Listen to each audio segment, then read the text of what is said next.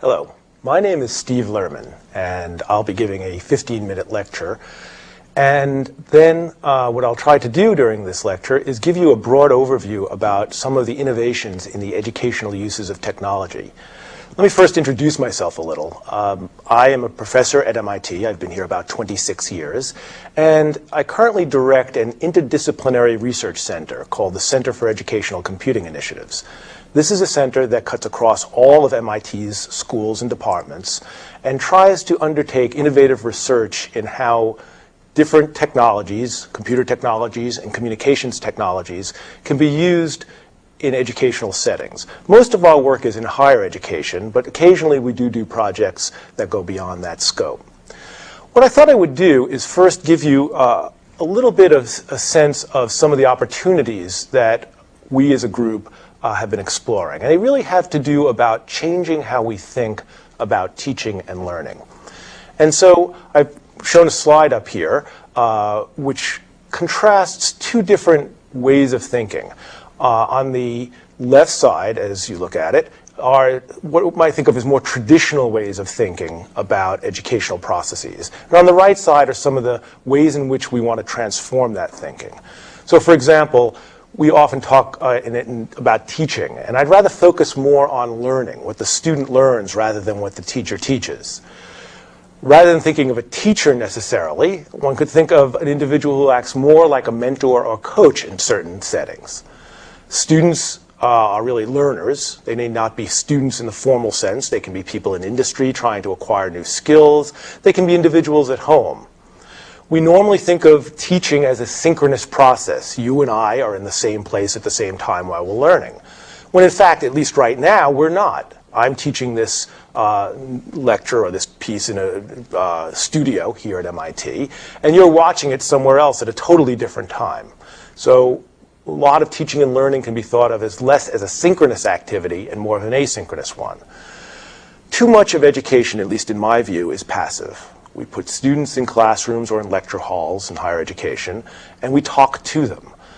There's been a strong move to changing that relationship where the student becomes far more active, an active participant in his or her own learning. And we also have gone very much from a scheduled learning, there are classes at certain hours, to much more ability to learn on demand, when you need it, where you need it. And finally, we often think of a set of materials for teaching. There's a set of lecture notes that we hand out to students, for example. And there's actually now much more interest in focusing on students working towards some goal. Now, no single transformation we're working on has all these attributes simultaneously, but they represent for us a direction that the research lab I direct is trying to head in. And I thought the best way to illustrate some of that was to talk a little about some of the projects. The work that goes on at the Center for Educational Computing Initiatives, CECI, really falls into three different intersecting areas. One area is enabling technologies. Not all of the technologies that we need to help people learn better are necessarily available today. And so there's some element of the research that looks at technology that can help students in different ways, things that enable ways of ways of learning and teaching. A second broad area is applications, building real-world educational software and communications technologies and applying them with actual learners. Most of the activity we do in my center, in fact, falls into this area of applied research, looking at opportunities for how we might improve education, building things that help students, and then putting them in classroom settings. The third area is one might think of as evaluation or assessment, as it's sometimes called. And that really gets at the question fundamentally of so what? If the goal is to improve education, then one has to ask hard questions about, does a technology actually help? Do people actually learn differently or better or faster? And even that's not sufficient. The types of questions one has to ask really are much more fine-grained. Who learns better? What types of materials are better taught with a particular technology than by conventional means? How much does it cost, both to create the technologies and to use them? How does that compare with traditional educational settings? And so it's not sufficient simply to do things and argue and wave one's hands and say, but we think that works. Many of the projects we do have fairly detailed assessment plans associated with them, where the goal, as best as possible, is to make some inferences about learning outcomes and how both students and teachers use the materials to effectively help the students learn. Well, with that, I'd like to tell you about a couple of the projects going on in my lab. Not all the projects are ones I direct myself. The first example I want to give you is directed by Professor Peter Donaldson. He is the head of the literature section at MIT and a Shakespearean scholar. And he's been working in a project based in my lab. He's directing this project for actually several years, which is an attempt to give students access as part of the educational process to a much wider array of materials that they can use to help learn about Shakespeare and his work. They call this project the Shakespeare Electronic Archive. And while I'll only be able to tell you a few things about it right now, I'd actually like to illustrate by a very simple example.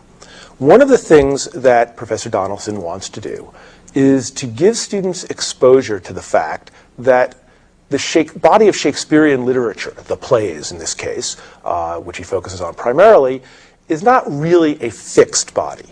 That is, there's no single authoritative version of the Shakespearean plays. In fact, these were living plays. They were plays that people performed, that Shakespeare himself probably changed. We do not have anything written in Shakespeare's own handwriting. That is, we don't know what he wrote. What we do know is what was published, some of it contemporaneously during his life. And there are actually multiple versions of some of the plays. And perhaps the most famous of all lines in one of the plays is from Hamlet. And in a version, the printed version, called the First Folio edition, Hamlet says, "To be or not to be? That is the question." This is the line that those of us who grew up in the English-speaking world all learned, and that was the way we all thought about Hamlet. But what Professor Donaldson tries to do is make students aware that there are multiple versions. And so what he's done is digitized some of the existing copies of the earliest printed work of Shakespeare. And so this slide you can look at now has the First Folio edition slide, and this is actually a digitized version at high resolution of that particular quotation from Hamlet, and then it goes on in the normal way. Well, it turns out that there's another edition called the First Quarto edition, which in its earliest printed version, actually predating the Folio edition, says, "To be or not to be? Aye, there's the point." It's a different line from the one that we've all learned. And what Professor Donaldson wants to do is explore the subtle questions about, well, first of all, which is right? Well, the answer probably is both. At various times these were performed. Why are they different? How did they come to be different? What might have happened? We don't know for certain, but what might have happened to lead to these two divergent editions? Now, if you look at the quartos and folio editions, there are many cases where there's significant divergence, not so much necessarily in a single line, but in fact groups of lines. The quarto editions are highly condensed. The folio editions probably come closer to the full play. But what he wants to do not so much as tell the students what's right or wrong, but stimulate a very different discussion revolving around these close to original source materials. This is the best that we have in terms of source materials. And so he's actually created digitized editions of all the plays. That is the full First Folio and the First Quarto, and actually there's another round of publications called the Second Quarto editions. He's gotten access to the very small number, some of the very small number of these that actually exist today, and he's created high-resolution digitized versions of them with permissions of the owners, and he uses those as discussion materials. And then he's carefully indexed those against things like the Oxford English edition of the plays. And so what he's created is a highly linked set of materials that can serve as the foundation for a very different discussion than would normally go on in a Shakespeare course. This is a screen that you'll probably have trouble seeing right now, but this is an example of the complete interface. You get at these materials through a web browser. And what I wanted to illustrate here, on the right side, you'll see part of a performance. In addition to looking at the plays, he's digitized versions of the actual performances of the plays, focusing particularly on Hamlet. And he's been able to get access to a whole range of Hamlet performances, including some that aren't even in English. One of them is a Swedish performance. And so he's able to link the text of the plays to performances of those plays, and then compare how different actors have interpreted important roles. This then leads to a very different discussion, because a play is not a piece of text. A play is a living thing that is meant to be performed by actors in a particular setting. Different actors with different directors interpret the words of Shakespeare, to the best we can reconstruct those words, differently. And he wants to bring early in students' education this idea. Then finally, he's also brought together a body of thousands of pieces of art that relate to the Shakespearean plays. Some of this is contemporaneous to Shakespeare's time, the Elizabethan era, and then others are renderings of various plays in different time periods when they were performed, or pictures of different actors or different settings. And so he's able to bring to bear a rich, extensive body of materials to talk about Shakespeare with his students. Another project is something we've been working on, which tries to bring together a collection of film about modern China. When I say modern China, I really mean Revolution and later China.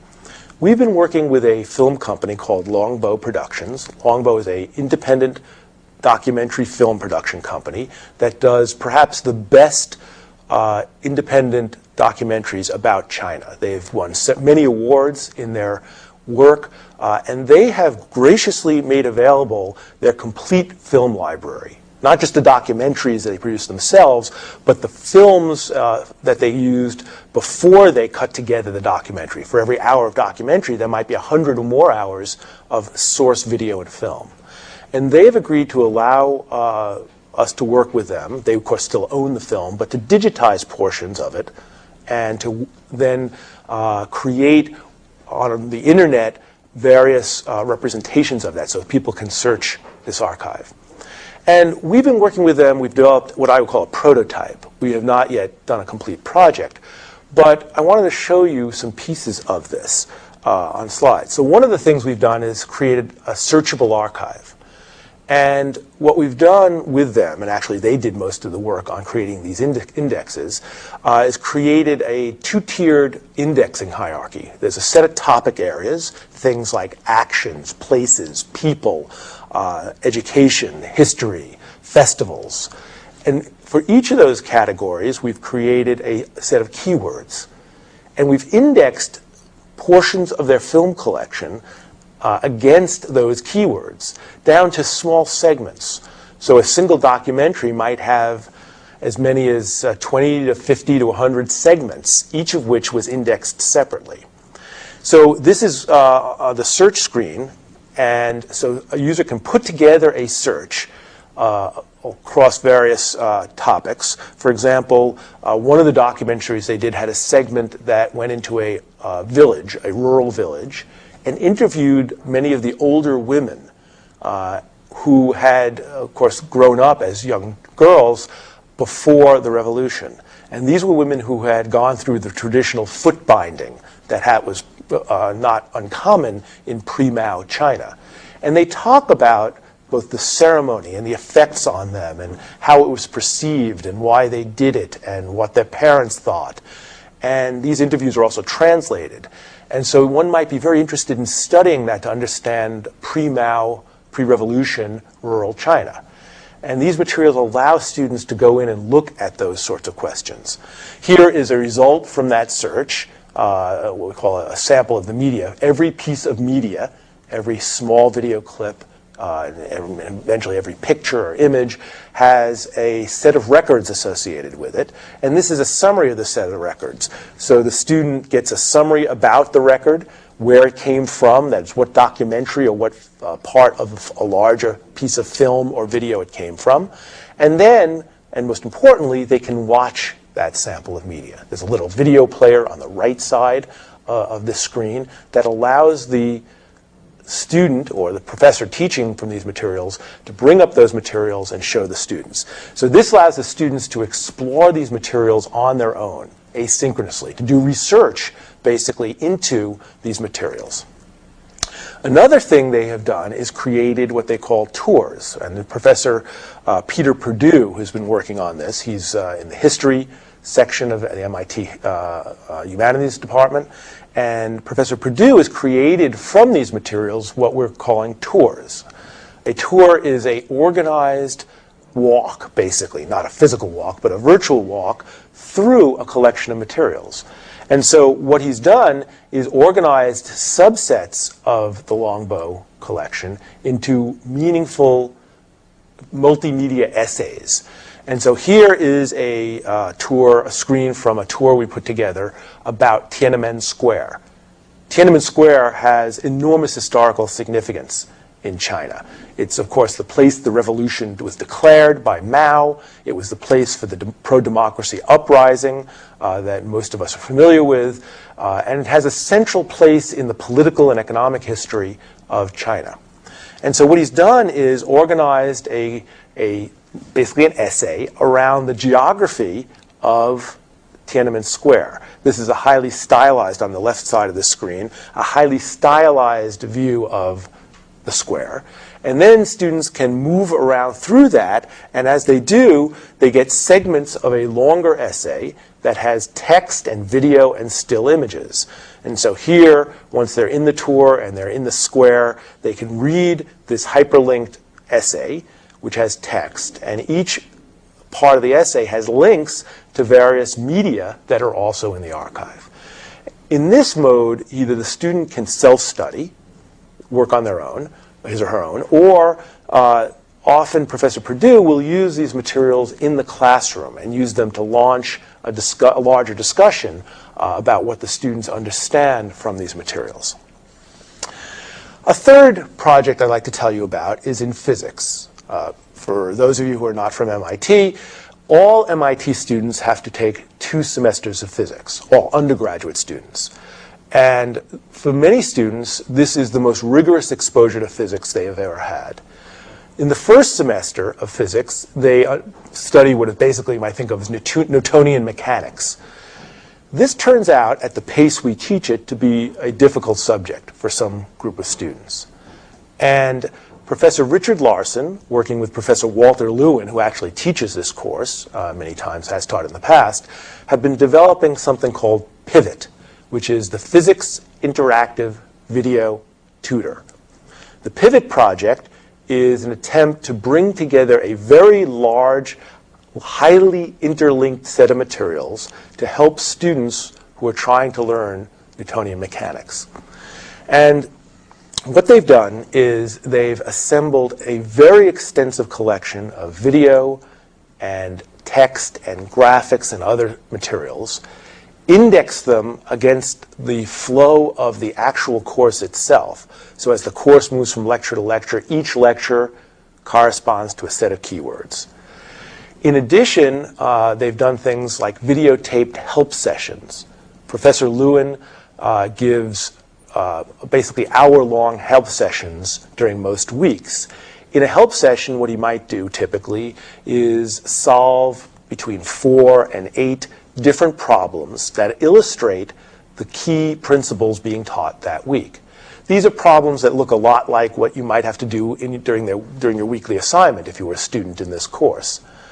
So Professor Lewin goes through each of these examples and solves the problems and then talks about the issues and strategies in solving them and how they might actually relate to homework assignments that the students are trying to do during that week.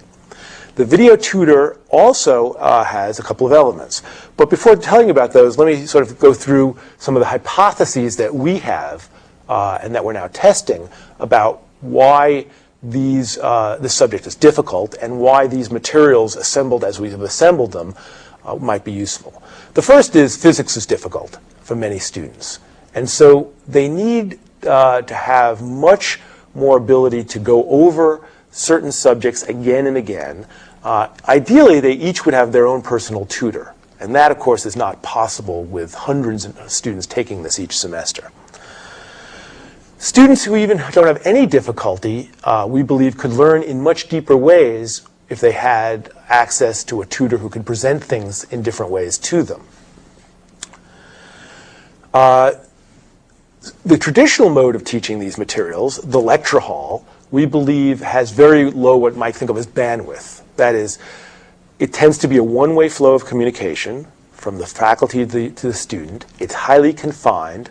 Students have limited opportunity to ask questions. The whole lecture lasts 50 minutes, 3 times a week.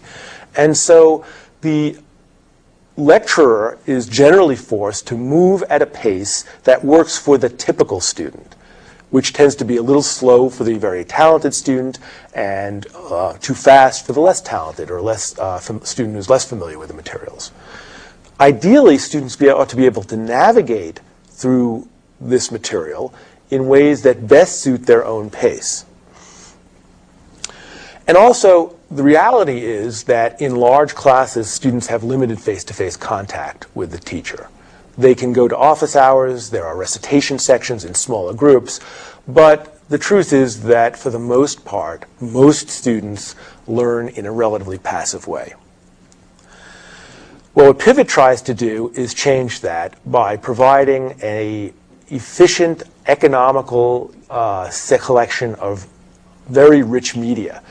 What we've done is we've taken these problems, these help sessions, we've digitized videos of all the lectures. There's about, in a typical semester, between 36 and 39 lectures. We have taken a textbook, one of the published textbooks, and created an electronic version of that. And then the most important thing to do is that we've linked all these materials together so they are searchable. In addition, one of our graduate students, Stephen Nimchek, has been working on agents, software agents, which is a category of software that watches what people do and watches what people say they want, and makes forward predictions and does things that would be useful for the student in this case, or whoever is using them. So one of the so-called agents, software agents that Steve Nimchek has developed, watches what students have used in the Pivot collection, and then combs through the collection and makes predictions about what additional things in the collection the student would find most useful at that moment. So, for example, if the student is looking at material that is very advanced in a particular field, say angular momentum, the tutor would look ahead and say, okay, I can find other materials that have the quality that they're highly advanced, that is, they're not more introductory, and that they deal with angular momentum. If, on the other hand, another student is looking through the Pivot collection and is focusing most of his or her time on the more introductory or prerequisite parts of the collection, the videos and other materials, then the tutor will begin to identify that as a characteristic, and at least for the next few sessions would be presenting possibilities that the student could choose that match those criteria. So for each student, the tutor builds a model of that student's current state, what the tutor thinks they know and doesn't know, and tries to present to that student options that best meet what the tutor thinks are the student's needs at that moment. So Pivot has a software agent that guides the learner. This agent keeps track of the student from session to session and offers advice to the student. The last thing I thought I would tell you about is a broader look at educational technology at MIT. MIT has something called the Council on Educational Technology. This is a council appointed by Robert Brown, the provost, and has been meeting periodically to try to help guide MIT in a long-term strategy for how to use educational technology. This has been looking at a broad range of strategic options. Basically, this is the place where MIT as a university tries to look ahead and to determine what things make the most sense for us as a university in the area of educational technology. And the challenge here is that this turns out to be an area where there are probably many more options than we should or could pursue. The problem and the wonderful thing, and both the problem and the wonderful thing about new technologies in education is that it opens up a vast array of possibilities. No one organization, be it MIT or a public school or a for-profit university, could possibly try all of them in any effective way. And so everyone in this field is trying to look ahead and decide, given the strengths and weaknesses of their organization, what small subset of the entire range of possibilities should they pursue. The Council on Educational Technology at MIT has been doing that for MIT. We've had help from a couple of consultants who've actually volunteered their time. McKinsey and Booz Allen and Hamilton have both been participants in this process. And what we've been trying to do is isolate a few key areas that it makes sense for MIT to explore intensively. Now, some of the challenges first are that the technology advances quickly, and students and professors have shifting expectations. The generation of students that are coming to universities today have essentially grown up with the internet. In some ways, they're the first generation where the internet has been part of their life in their formative years. For most of us, people of my age, the internet came later. It's something we learned later, but it wasn't part of our early educational experiences. Today's students, and particularly the ones arriving now in this decade, the internet has been with them. Most of them, not all of them, have had access to the internet throughout their at least middle and high school years. And so they're used to using it as a resource, for better or worse. Now, in addition, there have been several universities that have responded to these opportunities with a for-profit model. That is, they've spun off subsidiary units that, in some cases, are profit-making. And the question, of course, for all universities is, has this been a sensible thing to do? And for MIT, does it make sense for us? MIT has undertaken a variety of experiments in educational technology. But we really feel at this point in time we need some sort of coordinated strategy. What we've decided, and recommended actually, this is not a decision-making body in much as an advisory body to the senior administration of MIT. But we believe that MIT should use technology to enhance the core educational experience. And by that, at MIT, I mean a residential-based university where we teach relatively small numbers of students in intensive ways. That doesn't mean doing something different doesn't make sense for another university or another organization. But one of the key findings and recommendations of this group is that what MIT should do is leverage the opportunities technology provides to enhance what it's already doing. That we shouldn't become a global distance learning university with millions of students simultaneously, for example. That may make sense for some organizations. Certainly the Open University in the United Kingdom was founded on that as their basic model. But given MIT's core strengths and core abilities, we decided that what it made sense is to focus on two major things. And basically these essentially mean stretching certain barriers or certain areas that we're now working in. First, we should launch an enhanced version of our current research and development initiatives in educational technology. And what we have seen at MIT in the last year or two, since this recommendation was made, is a steady ramp up of the types of innovation, so the level of activity in educational technology innovation. And we now have far more initiatives, certainly many more than I've shown you in this brief presentation, and we've been able to get funding to do a wider range of things to explore different opportunities for improving our on-campus educational experience for our students.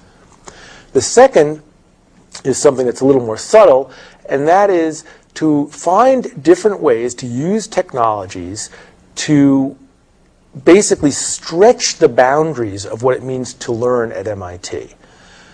At its extreme, one might think of an undergraduate education as a 4-year initiation into a lifelong club. Right now, students tend to think, I come to university and I leave the university, and for many of them, their sole contact is when they get alumni newsletters and solicitations for donations. That is, for many students today, the university experience is highly bounded within a 4-year interval. We're fairly convinced that that's not really the best model. that particularly for our students who are intensively involved over their lifetimes in engineering and technology, over about 2/3 of our students, undergraduate students, major in engineering, and roughly 20%, more or less, major in science. These are fields that change rapidly, and what the students have learned in their 4-year undergraduate experience will be, to a large extent, outdated, particularly the base knowledge, the facts. Of course, what we really hope is they've learned a way to learn that will last them a lifetime. And so what we're trying to do now is to shift into much more activity to provide opportunities for lifelong learning. We've been working with our Alumni Association. We have a concept called Knowledge Updates that provide opportunities for learners beyond the 4-year experience.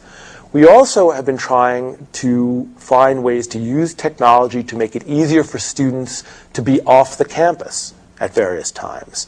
MIT has embarked on an exchange program with Cambridge University that will eventually have at least 50 of our students there and 50 of their students here. And part of what makes that possible is the ability to take courses.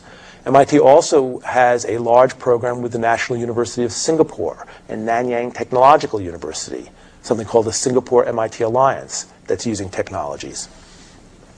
We've been looking at various options, 4 programs that we have now under study. One is these flexible education options, lifelong learning I've talked about. We also think it's important to extend some of the computing capabilities we have on campus to the larger community of learners. And they have a variety of things that we have been planning and working on to find ways to extend out the digital infrastructure of the university, the libraries, and other digital resources. It turns out there's a lot of complexity that is both technological in nature, what happens when we have 10 times as many people who are part of our digital community as we have now, and also, frankly, legal and economic.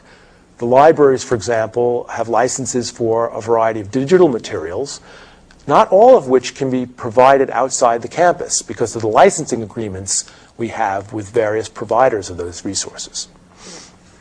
Well, in the class session that I'll be giving, in Professor Miyagawa's course, I will be talking more about these and others, and I hope to stimulate a discussion. If you want more information, on this slide is my contact information, and you can contact me.